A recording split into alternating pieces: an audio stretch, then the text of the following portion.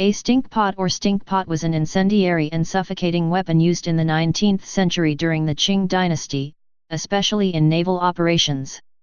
It is an earthenware incendiary weapon part filled with sulfur, gunpowder, nails, and shot, while the other part was filled with noxious materials designed to emanate a highly unpleasant and suffocating smell to its enemies when ignited.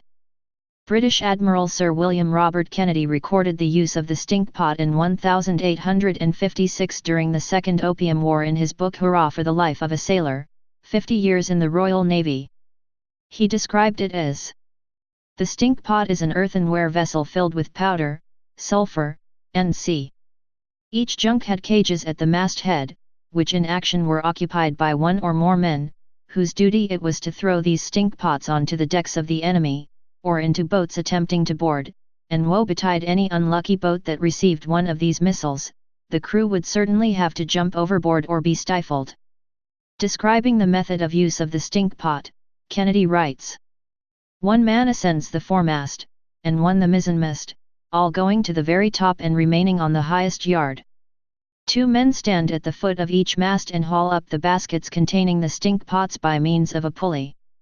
Each basket contains 10 or more stinkpots, and every pot has 4-pounder rolls enclosed in cotton cases.